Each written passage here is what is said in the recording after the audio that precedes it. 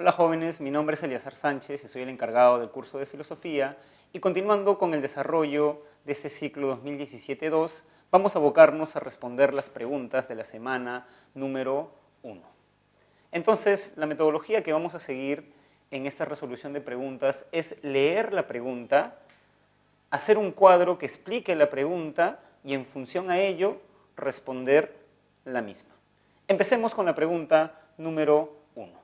Dice así: la afirmación de Homero, el sol se desplaza en el firmamento porque Apolo lo transporta en su carroza dorada, es un ejemplo de, como dice la separata, hay un concepto clave, el famoso paso del mito al logos. ¿Qué es, profesor, el paso del mito al logos? Para entender el paso del mito al logos, primero tenemos que comprender qué es el mito y qué es el logos respectivamente. Un mito, jóvenes, son explicaciones fantásticas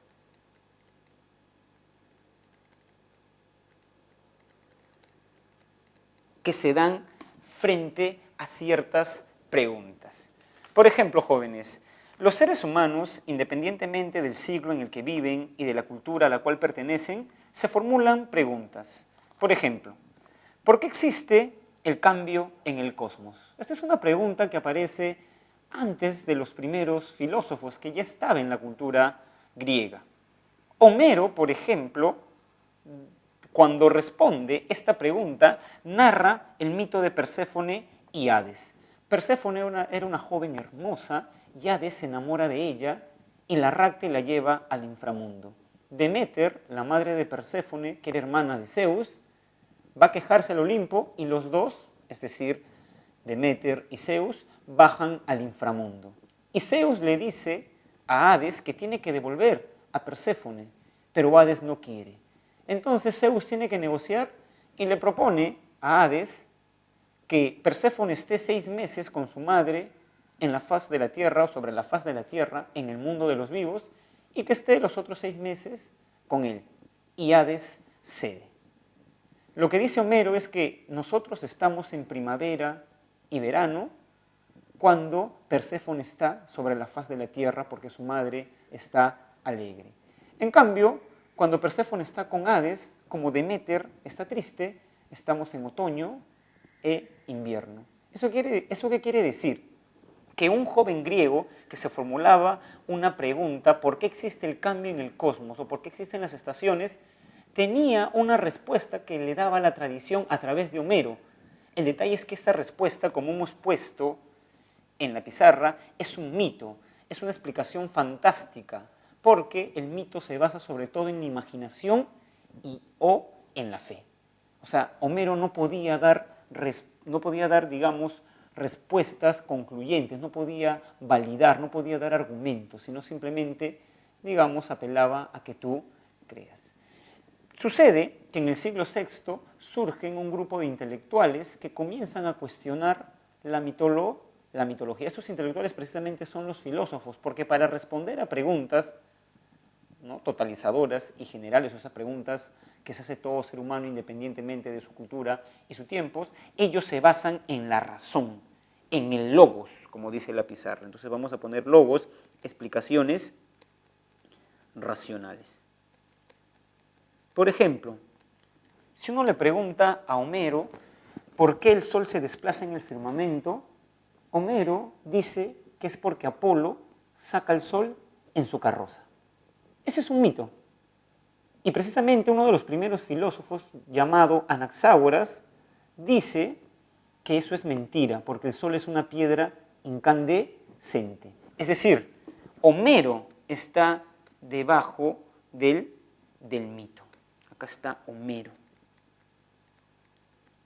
En cambio, en el otro lado está Tales, de Miletos. Y precisamente por eso se dice que la filosofía surge como superación de la mitología, porque la critica. En ese sentido, como dice la pregunta, cuando se dice el sol se desplaza en el firmamento porque Apolo lo transporta en su carroza dorada, es un ejemplo de narración mitológica. ¿Por qué narración mitológica, profesor? Porque Homero no puede dar pruebas empíricas ni mucho menos racionales, solamente creía eso por fantasía.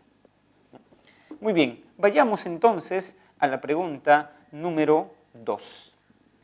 La pregunta número 2 dice, respecto al origen de la filosofía, determine si las siguientes proposiciones son verdaderas o falsas. A ver, una vez que nosotros sabemos que la filosofía surge en Grecia en el siglo VI, debemos preguntarnos por qué surge en Grecia y no, por ejemplo, en la India, en China, en el Perú antiguo. Responder esta pregunta supone, digamos, llegar al tema de los factores que propiciaron el origen de la filosofía. Es decir, ¿qué tenía la cultura griega de particular que hizo que la filosofía surja en Grecia? Entonces, como dice su separata, y como lo hemos explicado en la clase, existen fundamentalmente 4 factores: el religioso, el geográfico, el político y el socioeconómico. El factor religioso es la ausencia de libros sagrados. De libros sagrados. Eso precisamente hizo que se pueda cuestionar la mitología. O sea, por eso se pudo cuestionar la mitología. Imagínense ustedes si hubiera surgido un Tales, un Anaxágoras en el mundo judío. Ellos tenían un libro sagrado, nos hubieran asesinado. En cambio, la cultura griega, al no tener un libro sagrado, supuso que se pueda cuestionar la mitología. Factor geográfico, el intercambio comercial. Ustedes saben que un intercambio comercial genera un intercambio cultural.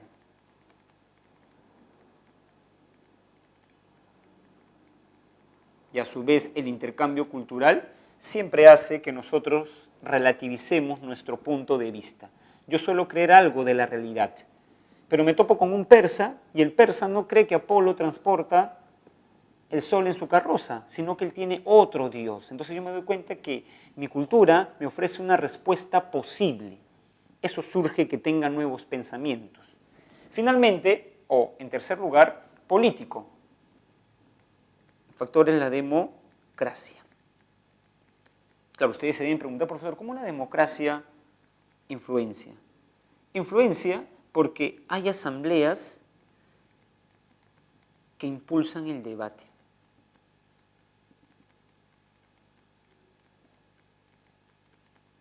El debate. Claro, cuando tú ibas al ágora y discutías, te exigían argumentos racionales y para eso tenías que pensar. Y eso desde luego que es algo clave en la filosofía, pensar para poder discutir en el ágora mis creencias. Y finalmente está el factor socioeconómico que yo considero, digamos, el fundamental, el esclavismo. ¿Por qué el esclavismo, profesor? Porque el esclavismo promueve la división del trabajo. Y tenemos, por ejemplo, amos y esclavos. Los esclavos se dedican a actividades productivas.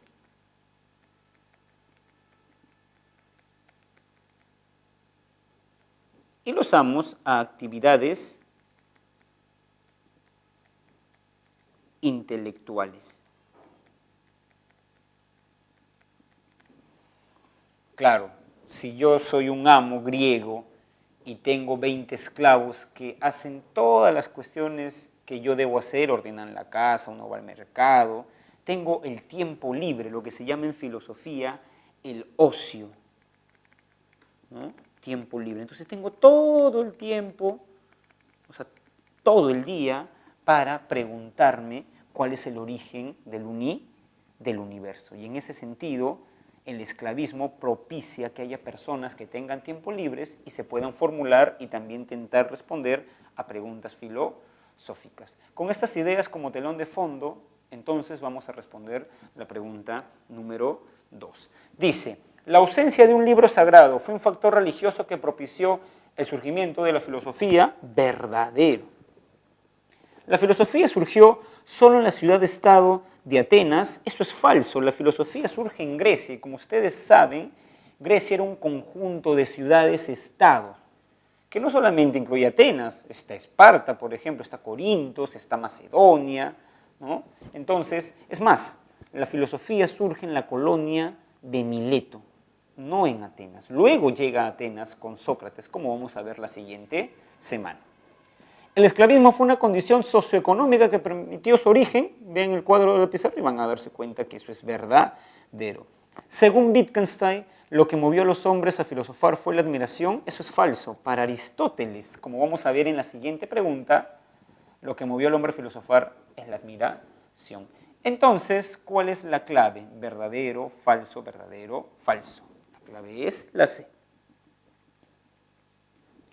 Muy bien. Pregunta número 3. Este es un texto. Y acá quiero hacer un comentario, jóvenes.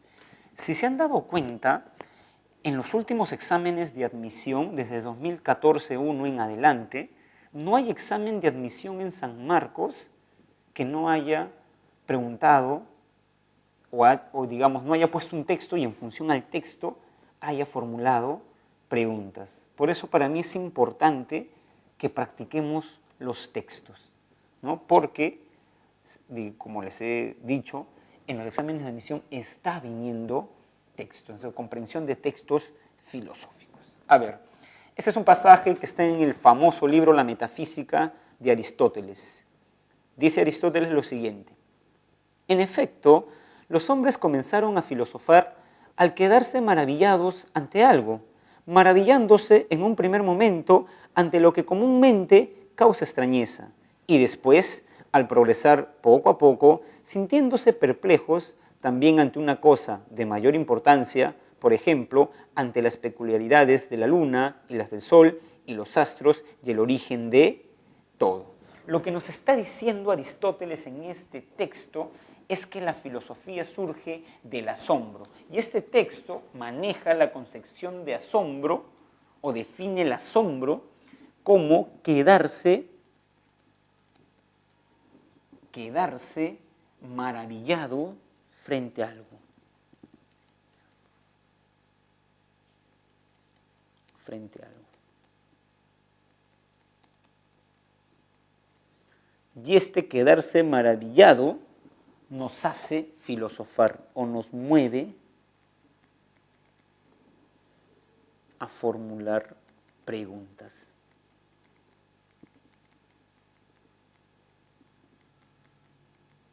Veo una noche estrellada hermosa y me pregunto por qué las estrellas no caen. Estoy comenzando a hacer filosofía. Por ende, la pregunta que nos dice, de la lectura anterior se puede inferir que para Aristóteles el origen de la filosofía es el asombro. La E. Muy bien, continuemos. Entonces tenemos la pregunta número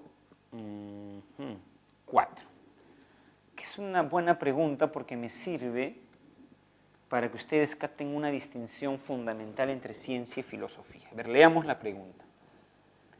Mientras las ciencias estudian una parte de la realidad, por ello se dice que son. La filosofía estudia toda la realidad, por eso se dice que es. Como les decía, esta pregunta me sirve para hacerles distinguir algo fundamental, una diferencia clave entre filosofía y ciencia. La filosofía, jóvenes, es regional. ¿Qué quiere decir, profesor, que la filosofía sea regional? Que estudia una parte de la realidad, una región de la realidad. Por ejemplo, tenemos una parte de la realidad que llamamos seres vivos. ¿Qué ciencia estudia los seres vivos? La biología. Luego tenemos otra parte de la realidad que llamamos cuerpos celestes. ¿Qué ciencia estudia los cuerpos celestes? la astronomía. Luego tenemos otra parte de la realidad que llamamos números. ¿Qué ciencia estudia los números? La matemática. O sea, tenemos una parte de la realidad, una región de la realidad y una ciencia determinada estudia esa parte de la realidad. A diferencia de la ciencia, la filosofía es totalizadora. ¿Qué quiere decir que la filosofía sea totalizadora? Que estudia toda la realidad. O estudia la realidad como un todo. Por ejemplo, en función a la pregunta anterior, Aristóteles se formula en la metafísica la siguiente pregunta. ¿Qué es el ser?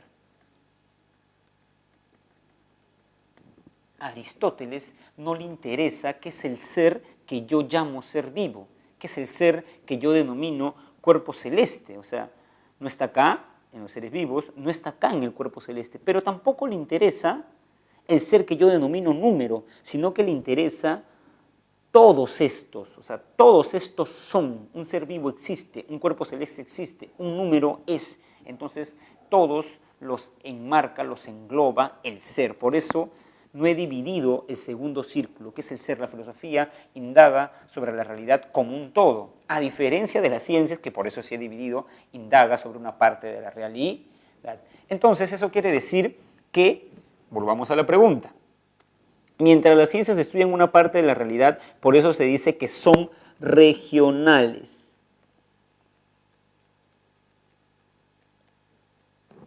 La filosofía estudia toda la realidad, por eso se dice que es totalizadora. Entonces, la clave es la C. Pregunta bastante interesante. Continuemos con la pregunta número 5, que es una pregunta deco. Tengan en cuenta eso también. San Marcos está formulando preguntas deco. ¿Qué es una pregunta deco? Destreza cognitiva. O sea, San Marcos ya no quiere alumnos memoristas, sino alumnos que puedan realizar inferencias. Entonces, esta es una pregunta modelo deco. Te dan una frase y te hacen que tú infieras una de las características de la filosofía. Y de nuevo tenemos a Aristóteles. Dice así. Cuando Aristóteles sentencia, soy amigo de Platón, pero más amigo de la verdad, lo que quiere decir es que a pesar de que Platón le enseñó todo lo relativo a la filosofía, eso no significa que sus reflexiones simplemente repetirán los pensamientos de su maestro, sino que discutirá y polemizará lo que aprendió en la academia con él. ¿Qué característica de la actitud filosófica muestra Aristóteles?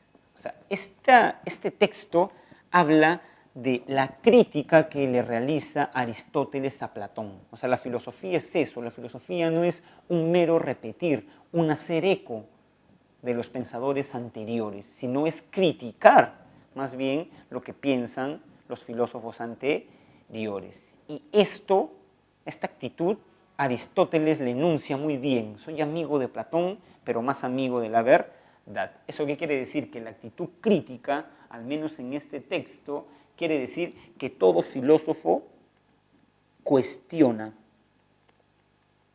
¿no?, las ideas de su tradición.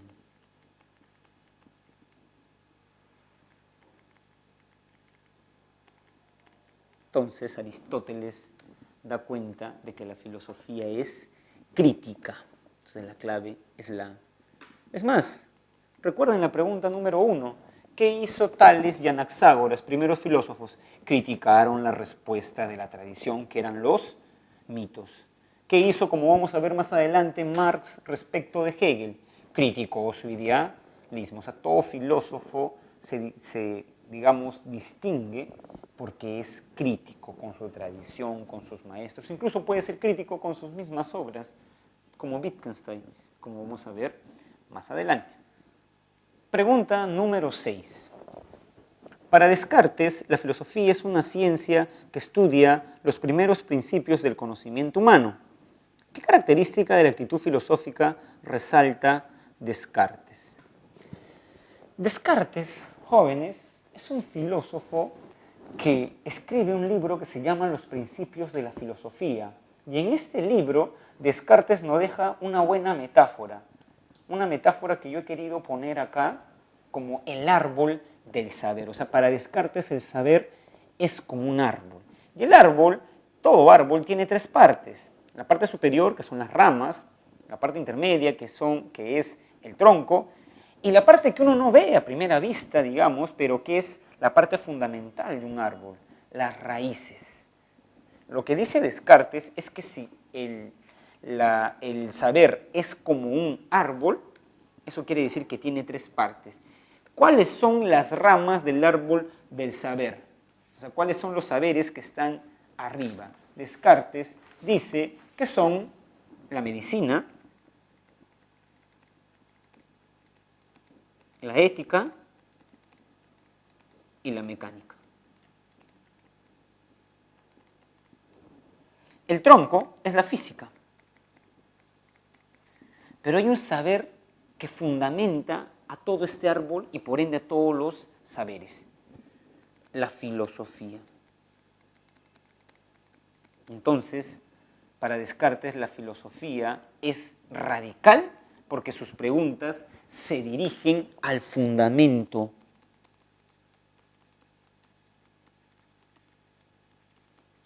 del saber o del conocimiento. Por ende, la clave es radical. La E. Ahora veamos la pregunta número 7. Relacione disciplina filosófica con su respectivo objeto de estudio. A ver, repasemos lo que ustedes han visto en la clase y expresémoslo en un cuadro. Existen 5 disciplinas filosóficas fundamentales. La primera es la nociología. Les pregunto a ustedes, ¿cuál es el objeto de estudio de la nociología? La nociología, profesor, me dirán ustedes, reflexiona sobre el conocimiento. Sobre el conocimiento.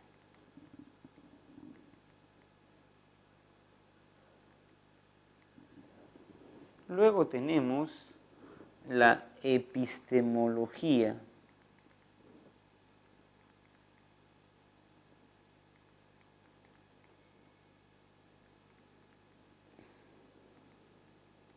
Me pregunto ahora, la epistemología reflexiona sobre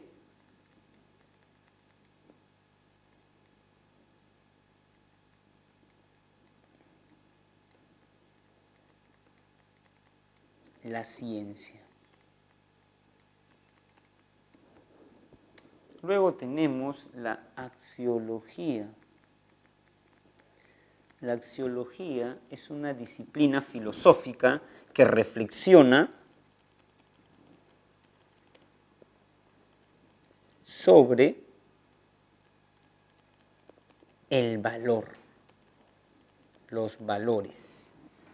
Luego tenemos la ética, que es una disciplina filosófica que reflexiona sobre ¿qué? ¿Recuerdan? Reflexiona sobre la moral, sobre el bien, sobre qué es una persona moral. Y finalmente tenemos la antropología filosófica, que reflexiona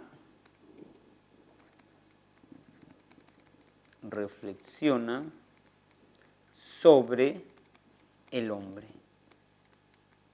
¿Cuál es el origen del hombre? ¿Cuál es la esencia del hombre? Teniendo este cuadro, es mucho más sencillo responder la pregunta número 7. Dice, la nociología, o sea, relaciona disciplina filosófica con su respectivo objeto de estudio. La nociología reflexiona sobre B, el conocimiento. La ética reflexiona sobre, vean el cuadro, miren, ética dice reflexiona sobre moral, C. Axiología. Axiología reflexiona sobre valores. A. Y finalmente, epistemología reflexiona sobre ciencia o conocimiento científico, que es lo mismo. D. B, C, A, D. La clave es la D. Muy bien. Y llegamos a la última pregunta. Entonces, jóvenes, la pregunta número 8 es de nuevo una pregunta de eco, que dice lo siguiente.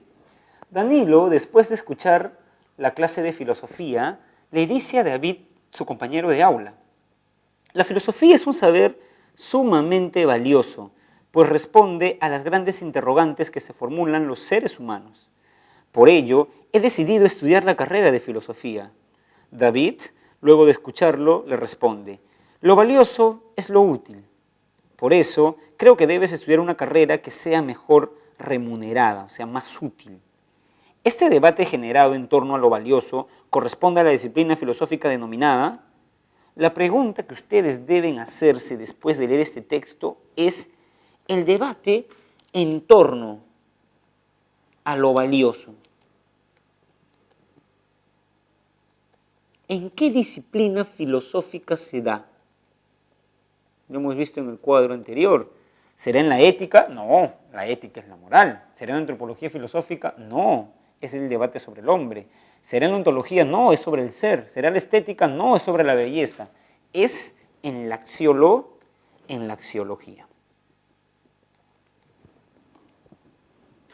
Muy bien, jóvenes, como han podido ver, en estas preguntas hay preguntas de eco, porque San Marcos ahora tiene esta nueva metodología, destreza cognitiva. Entonces, lo que se trata de hacer es que ustedes ya se relacionen con estas preguntas. Además, hay un texto que, como les dije, en los últimos exámenes de admisión están viniendo preguntas sobre textos. Entonces, vamos a practicar fundamentalmente las preguntas de eco y los textos. Nos vemos la siguiente semana.